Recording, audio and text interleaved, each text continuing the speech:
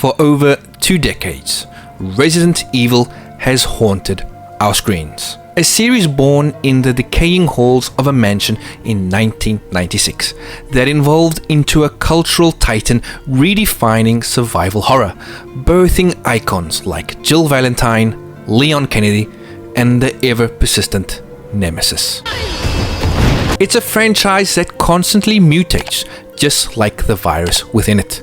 Fixed camera angles, tank controls, over-the-shoulder gunplay, first-person dread. Every generation has had its own Resident Evil to fear. But playing through them is just the surface. Beneath that lies a deeper challenge, a brutal one: platining all of them. A few years ago, my friend known online as HD Guy achieved what I thought was impossible: the Platinum Trophy in every mainline Resident Evil game. Seeing that accomplishment stuck with me. It haunted me, inspired me. I knew I had to match it. I had to walk through the same nightmare and survive. So I made a decision. From Resident Evil 0 to Resident Evil 8, I would earn every platinum, every test of patience, every twisted challenge, every moment where giving up felt easier. This is my journey through fear, frustration, and ultimately triumph.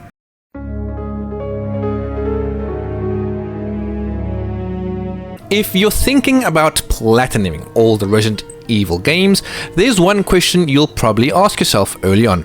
Should you go in order from 0 all the way to 8, or just dive in and tackle them in whatever order you feel like? It's not necessary to play the Resident Evil games in order. The story for most of the titles is pretty paper thin, especially in the older entries.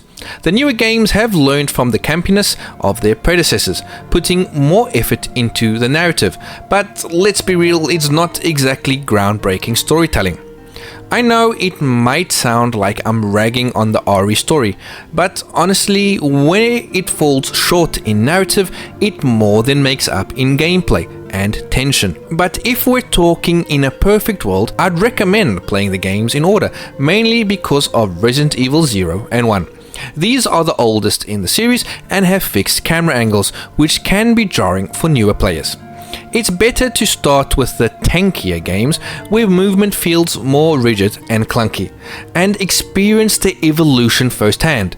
That way, when you finally get to the newer games with smoother mechanics, it's a rewarding feeling. You appreciate the improvements rather than feeling frustrated by the awkward controllers of the earlier titles. One thing you'll quickly notice in every Resident Evil game is that the trophy lists tend to have a lot of common requirements.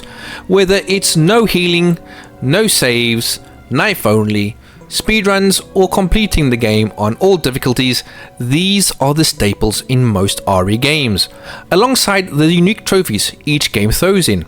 And when you first read these requirements, you might feel your face go pale. I know mine did when I saw RE2's trophy list, especially the one where you have to complete the game in a set number of steps. It's intimidating, I get it, but luckily there's one name you'll want to remember when you're feeling overwhelmed: Optinoob.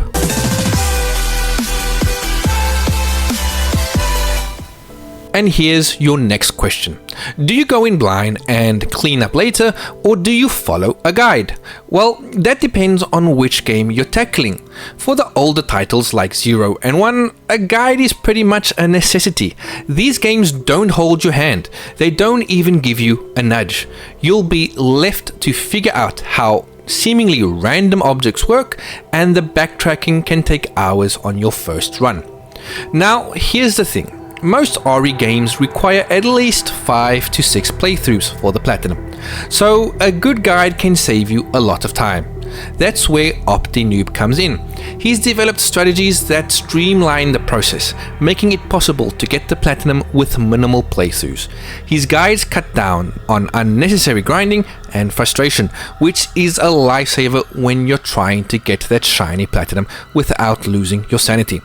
Well, full playthrough guides are essential for older games like 0 and 1. The newer entries like 5 and 6 are a bit different. For these games, you won't need an entire guide for every step.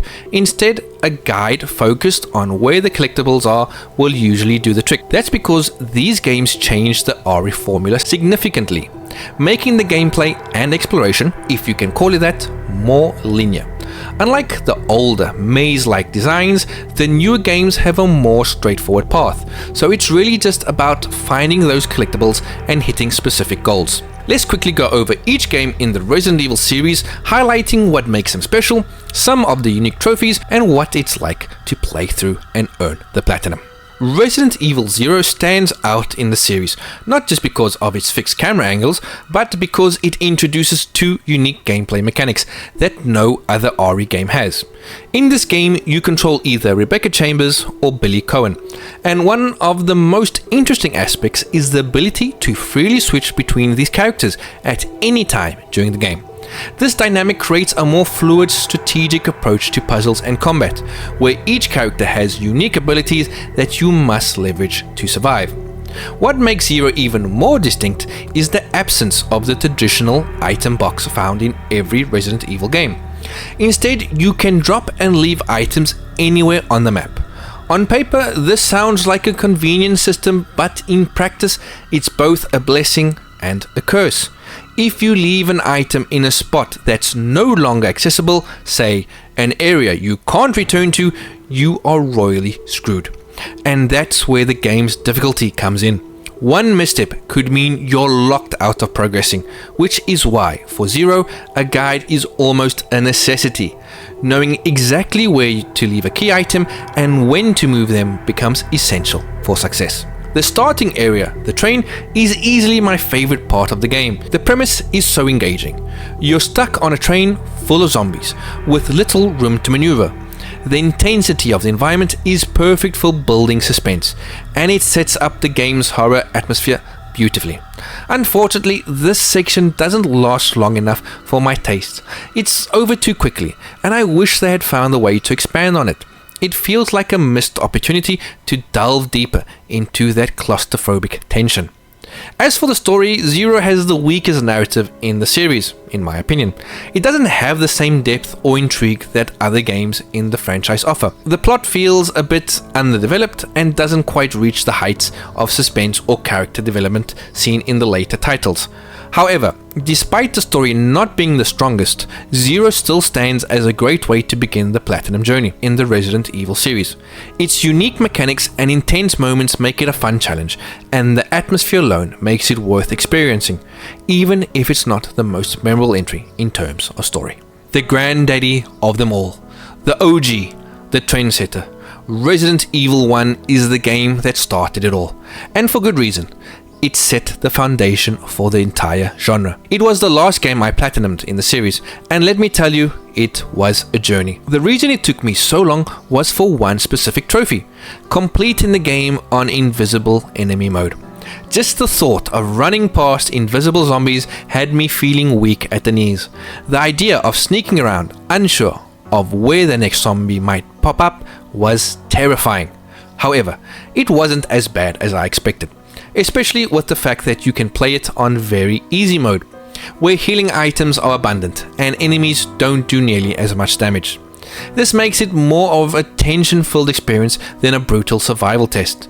It's definitely nerve-wracking, but it allows you to focus on navigating the mansion and staying alert without constantly dying. The tension in 1 is something that really needs to be studied. The game's pacing, atmosphere and eerie soundtrack make it one of the most suspenseful experiences you'll have. From the moment you step into the mansion, you're on edge, never knowing what lurks around the corner. The mix of puzzle solving and survival creates this perfect storm of suspense that makes you feel every encounter. The zombies, the dogs, the creepy crows, they all make you question every corner you turn. The trophies themselves are a great balance of challenging but fair. Take the Real Survivor trophy, for example. It requires you to complete the game on hardest difficulty, and there's a unique twist. Items left in one item box do not carry over to the next. This means you can't just hoard everything in one box and then pick it up later when you need it in another. you have to plan ahead, really plan ahead, because leaving a key item on the other side of the map could mean your run is ruined. This adds an extra layer of tension because you're constantly worrying if you've forgotten something important. Here's where Optinoob's guides come into play. His strategies are essential, especially for those more tedious and nerve-wracking trophies. Going in blind can be overwhelming, especially with how punishing the game can be in its harder modes. But thanks to Optinoob, I could strategize each move, avoid mistakes, and get through those difficult sections with much more confidence. The dread I had about the invisible enemy mode and the real survivor was definitely over-exaggerated once I started following his tips. With his help, what seemed like an impossible challenge became achievable, and the platinum was finally within reach. It's another one I'm incredibly proud to show off, not just because of the difficulty, but because of the history and the experience that comes with it. The MVP. The GOAT, the peak of the franchise. Resident Evil 2 Remake isn't just a great Resident Evil game, it's a masterclass in survival horror design. It takes the best elements from across the series, tight gameplay, atmospheric horror, tension-filled exploration, and blends them together into what many, myself included, consider the best game in the franchise. From the moment you step in the dimly lit RPD station, you feel it. That dread, that uncertainty, walking down a narrow hallway, hearing a faint groan, then seeing a zombie slowly turn the corner and charge at you. It drains the blood from your face and keeps your heart in your throat. The RE engine amplifies everything, the lighting, the sound design, the grotesque detail of every undead creature. It's a visual and atmospheric powerhouse. Gameplay wise, it's the perfect balance of action and survival horror. You always feel just underprepared enough to be scared, but not so helpless that you're frustrated. And then there's the trophy list. Absolutely brutal, but incredibly satisfying. You'll be asked to complete the game in under 14,000 steps. Yes, steps. Beat it without healing, and finish without ever using the item box. These challenges force you to rethink how to play, how you move, how you survive.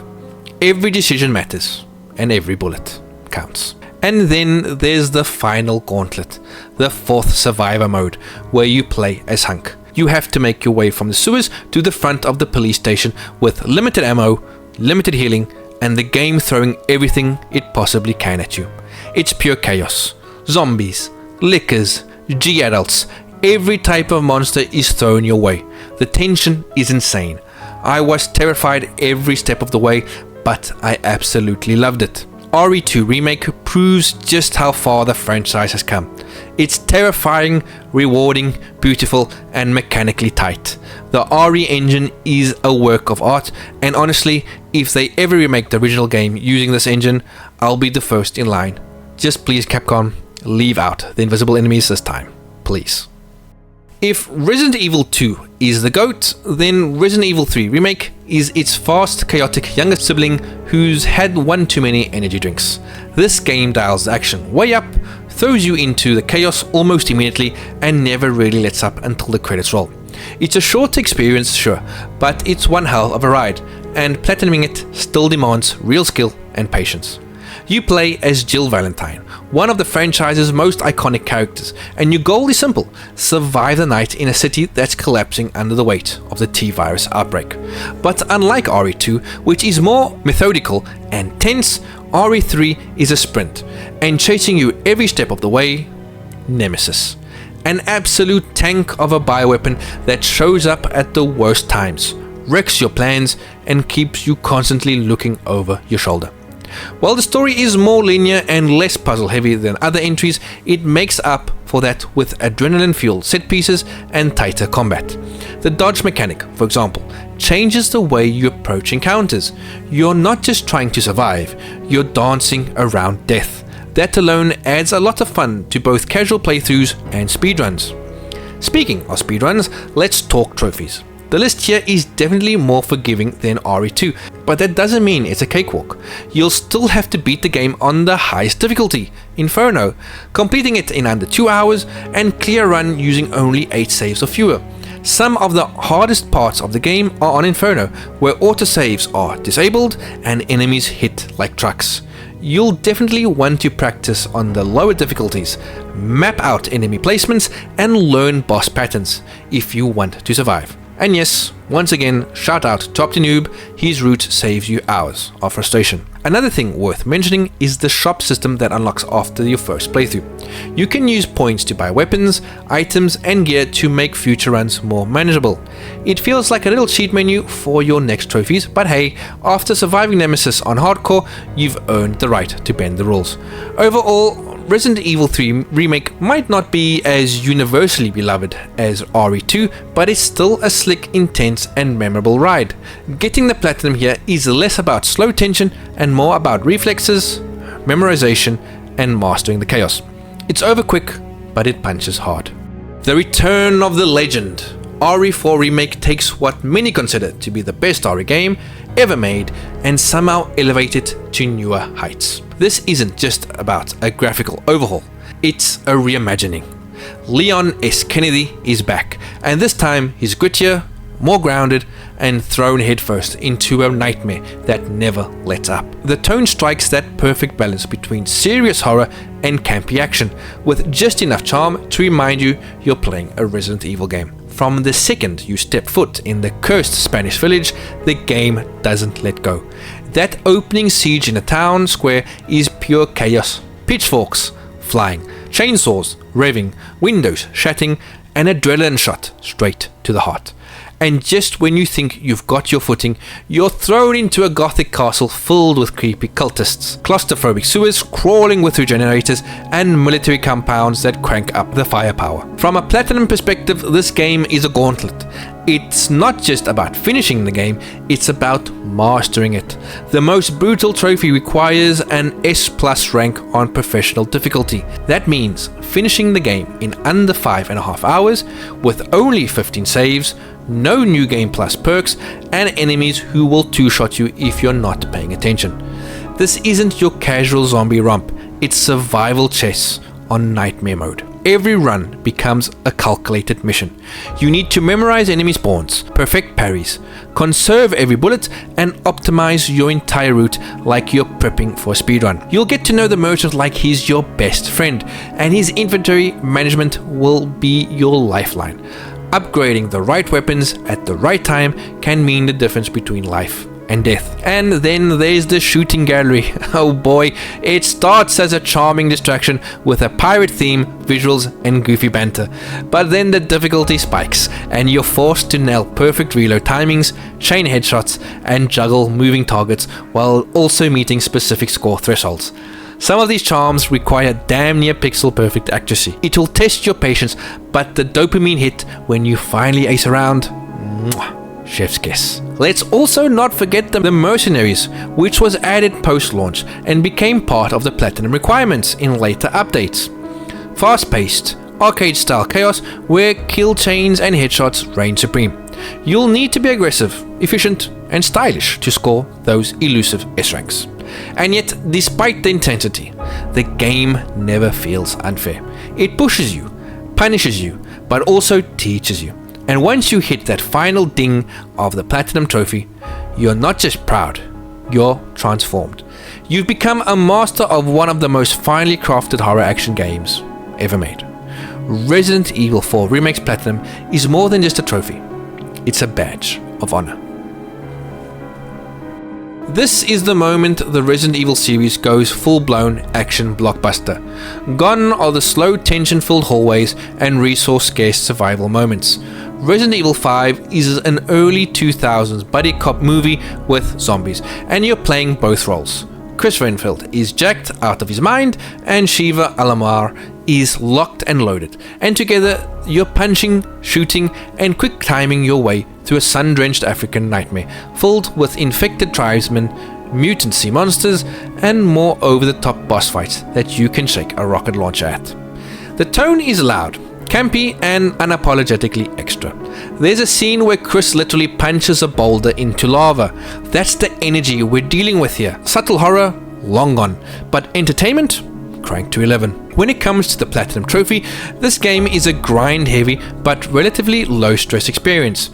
There aren't many brutal difficulty spikes, and most of the challenge comes from time and consistency. You'll need to finish the campaign on professional difficulty, which is tough but more manageable with a partner, max out every weapon, which means hours of farming gold and treasure, collecting all the BS AA emblems, and nail those S ranks across the chapters. It's not necessarily hard, but it's a commitment. The structure of the game helps, though you can replay chapters individually, which means you can optimize your runs, farm efficiently, and avoid replaying an entire game when trophy hunting. Co-op is the MVP here. If you've got a friend or that one online random who's oddly good at the game, you're in for the most fun and smoothest platinum hunts in the series. There's something satisfying about coordinating enemy takedowns, sharing ammo, and wiping the floor with bosses in synchronized QTEs. On the flip side, if you're going solo, get ready to micromanage Shiva, who, despite being useful in combat, has a habit of using all your herbs and walking into danger like it's her job. All in all, Resident Evil 5's Platinum doesn't test your survival instincts like the earlier titles, but it rewards your grind, your co-op coordination, and your ability to wring every last bit of loot out of its chaotic, chest-pounding campaign. It might not be peak Resident Evil horror, but as a power fantasy with a platinum cherry on top, it's a damn fun ride. The black sheep of the franchise. The low point. If RE5 was Capcom going full action movie, but still keeping one foot in survival horror, RE6 completely abandons the genre. It jumps the shark, crashes through the building, and explodes in a ball of QTEs and cutscenes. This game throws everything and the kitchen sink at you. 4 campaigns, each with their own character, gameplay styles, and tonal shifts. One moment you're exploring a dark cathedral as Leon, and the next you're flipping over motorcycles and dodging missiles with Jake. Chris's campaign tries to be a military shooter. Ada adds awkward stealth, and none of it meshes together in a satisfying way. Instead of blending genres, it feels like 4 incomplete games mashed into one exhausting mess. And the tone, all over the place. Dramatic monologues about bioterrorism are immediately followed by motorcycle chases through collapsing highways. It's not so bad, it's good, it's just bad, bloated, unfocused, and not enjoyable. The Platinum, it's long, really long, but thankfully not too difficult, and that's where the repetition kicks in hard. It's a slog, chapters overstay their welcome, and the amount of content padding is wild. Some parts are borderline chores, and by the end you'll be begging for it to be over. The only saving grace? Exploits. There are ways to drastically reduce the grind, XP farming methods, mercenary shortcuts, and efficient chapter replays. Without these, this Platinum would be a full-blown nightmare. With them, it's still a grind, but at least it's doable. RE6 doesn't deliver on horror, gameplay, or tone, but if you're aiming to platinum the whole series, this one is just a hurdle to clear. No glory, no memorable scares, but something to push through so you can move on to better games. After the over-the-top disaster that was RE6, Capcom hit the reset button hard. Resident Evil 7 brought the franchise back to its roots, focusing on atmospheric horror, tension, and survival, and completely ditched the bloated action formula. It also took a major gamble, switching to first-person perspective for the first time in the mainline series. And surprisingly, it worked. You're dropped into a decrepit swamp home of the Baker family, and from the moment you step inside, the game never lets you feel safe. Every flickering light, every creaking floorboard, every slow growl in the distance. It's terrifying in the best way. The sound design alone should win awards. Now, as good as the game is, I didn't fully enjoy it as much as I expected to, and I think I've nailed it down why. The enemy variety. Outside of the unique and memorable boss fights against the Bakers, you're basically fighting the same 3 mold monsters over and over again. No zombies, no infected animals, no freakish variety like past entries, just black goop monsters that lose their scare factor after a while. It makes parts of the game feel repetitive, especially on the later playthroughs. But in terms of platinum difficulty, this one's alright. Madhouse difficulty is no joke. limited saves, more aggressive enemies, and key items are moved around. You'll also be doing limited healing runs, limited item box runs, and speed runs. Thankfully, the game gives you tools to ease the grind, like the circular saw and X-ray glasses. Once you unlock these, the whole experience transforms. You go from being prey to predator, carving through the baker house like a pro. The game is also tight and focused. No fluff, no filler. Every hallway connects, every shortcut matters, and each run becomes more efficient as you learn the map inside and out. While I might not place it as high as others in terms of fun factor, I fully respect what RE7 did for the series. It rescued it. It gave Resident Evil a new identity while still honoring the original vision of survival horror. Resident Evil Village, or 8, is what happens when Capcom looks at everything horror cinema has ever done and says, yeah, let's do all of that at once. And somehow it works beautifully. This game feels like a haunted amusement park of terror, bouncing between classic horror inspirations with style and confidence.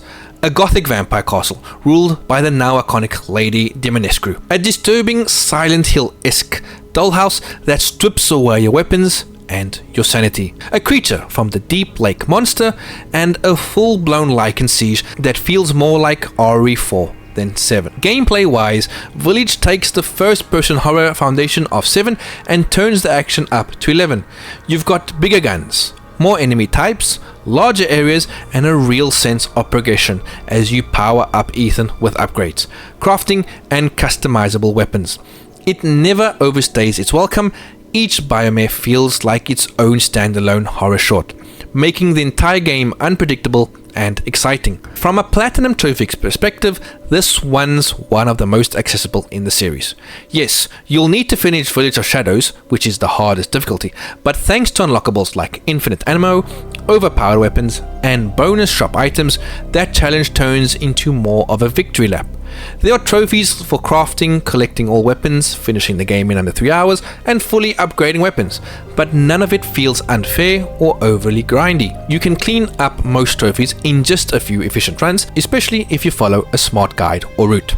Now, the real trophy hurdle, Mercenaries mode. Back again with a twist. Village Mercenaries challenges you to S rank every stage, which means perfect movement, efficient enemy takedowns, score multipliers, and knowing exactly when and where enemies spawn. It's the arcade side of Resident Evil, and it's honestly a blast once you get the hang of it. Tough at first, but super satisfying once it clicks.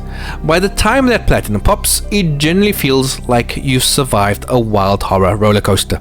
It's got tension, action, camp, and even heart. It's not the scariest in the franchise, but Village is probably the most fun and fantastic way to cap off your Resident Evil Platinum Trophy journey. Unless they remake Code Veronica, of course. And there it is.